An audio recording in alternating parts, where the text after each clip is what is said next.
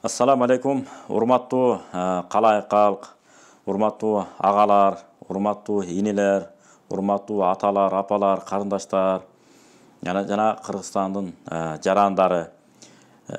Биз сиздерге кайрылалы дедик. Кайрылуубуздун себеби ушундай. Алла Таалага шүгүрчүлүк болсун, пайгамбарыбызга салават жана саламдар болсун. Бүгүнкү күндө эбегейсиз алтынбы, бриллиантпы, башка бир нерселерге сатып алып болбой турган эркин мамлекетте өмүр сүрүп атабыз. Кудайым муну кут кылсын баарыбызга. Ата-бабаларыбыз канын жана жанын төгүп бизге калтырып кетишти. Тарыхый китептерибизде сонун болуп жазылып турат. Жана Халид ибн Валид радиаллаху анхунун өтө сонун керемет сөзү бар. Силер улут болгула, коом болгула. Ушу улут экениңерди, коом экениңерди далилдеп турган байрагыңа желегиңер болсун. Ошол желегиңер жерге кулап калбасын.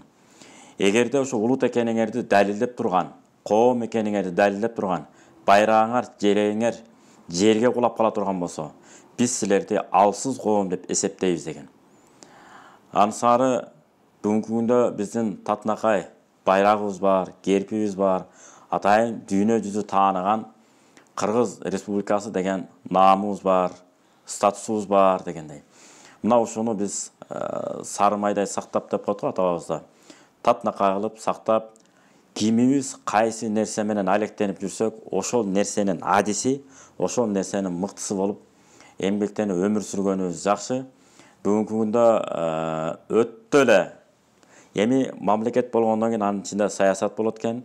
Ошол саясат мамлекетти алдыга жетелейт экен. Мындай өзүнүн ишмердүү мыкты, ошол иш менен адис мындай жатканда саясат менен. Атайын мыкты инсандарыбыз бар, жок эмес.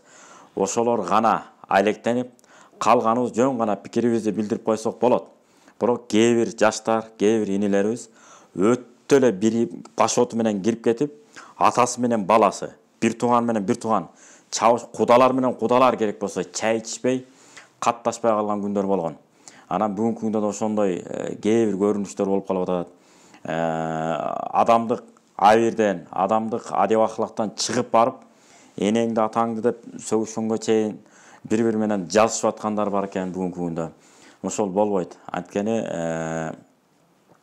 бул көрүнүш мындай туура эмес, эмоция деп коебуз го, ачууга алдырып, ошондой нерселер, туура эмес нерселерди жасап ала турган болсок, эртеңки күнү кыяматта ар бир сөзүбүзгө жооп беребиз бул боюнча дагы. Ошондуктан ар ким өзүнүн колунан иш келет, жогоруда айткандай. Ошол иш менен гана алектенгени жакшыраак. Себеби дегенде кыргызда сонун макал бар. Кул кутурса өтүгү менен төргөтөт дептир. Өтүгү менен төргөтөт.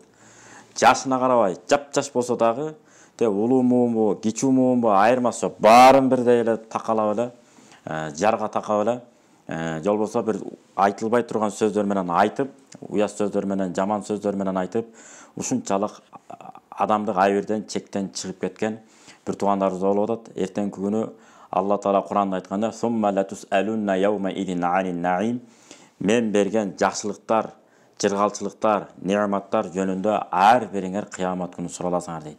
Ошондуктан каалап элек, мен мондой туура шайлоого катышышыбыз керек, шайлоо боюнча пикирибизди билдиришибиз керек. Мен муну колдойм, мындай болот деп. Андан нары чыгып алып, сен эмне үчүн муну колдобойсуң, эмне үчүн сен тигини колдоп атасың деп бири-бири менен чектен чыгып, уруш талаш болуп, мамлекеттин келечегине чейин доо кетире турган абалга чейин барып калган бул туура эмес. Анткени эртеңки күнү биздин да аркабыздан балдарыбыз намыстанбай, арданбай, мен баланчанын баласымын дей тургандай, аркабызга буга чейин ниш калтырдык. Ошол жөнүндө ойлонгонубуз жакшы экен. Ошол үчүн Умар ибн Абдулазиздин керемет сөзү бар. Не бир кооз шаарлар бар, ошо мекенчилдик боюнча, мекендүүсү имандан деген тема боюнча. Не бир кооз керемет шаарлар бар, кооз сөздөр менен, кооз ырырлар менен курулбайт, кооз эмгек менен курулат дейт. Ошон үчүн ар бир бирөөгө сын пикир айтып атканда, ар ким өзүбүзгө суроо беришибиз керек экен. Мен илим боюнча, эгер илим боюнча адис болсоңуз, канча кадр чыгара алдыңыз? Эгерде өнөрчү болсоңуз, канча өнөрчү тарбиялап чыгара алдыңыз? Эгерде курулушчу болсоңуз, канча курулушчу тарбиялап чыгара алдыңыз?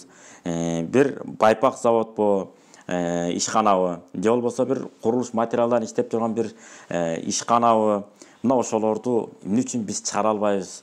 Шуну чыгарышыбыз керек. Же болбосо мына багбанчылык менен эмне үчүн мен мына бактарды түшүмдүү, кирешелүү мөмөлөр менен иштеп алектенип өстүрсөм болбойт. Аркаман ошондой кыйналган жетим жесир үй бүлөлөр болсо ошолорго үйрөтүп, ошолорду ушундай иш менен алектенгенге үйрөткөн жокмун деп ар бир багбан. Ошондой эле дыйкан, ошондой эле малчылар, эмне үчүн мен монда асыл тукум койлорду, уйларды артта келаткан муундарга эч ким кабыл алгысы келбеши мүмкүн, бирок жетимдесилер бар да, ошолорго кел, мен сага мына 10 койду алып берейин, асыл тукум, муну көбөйт, мындай кыл, тигиндей кыл. Кыскасы, колубуздан иш келет, ошондой иштер менен алектенгенибиз келечегибизге дагы, ден соолугубузга да жакшы болот. Кудайым буйруса, алдыңкы колдон үстүнкү кол жакшы дегендей, bir кыргыздын сонун макалы бар экен, хадис бар билесиздер. Алдыңкы колдон үстүнкү кол жакшы. Бунун мааниси эмне? Тыйын берген, алганга караганда берген жакшы деп. Аны саны Кудайдан тилеп кетебиз, биздин мамлекетибиз карыз алган өлкөлөрдөн эмес, карыз бере турган, карыз берип жүргөн өлкөлөрдөн болуусун Кудайдан тилеп кетмекчибиз. Жана ошондой эле кыргыздын сонун макалы бар. Карызсыз кедей, бай кедей. Дагы бир кайталайбыз. Карызсыз кедей, бай кедей деп.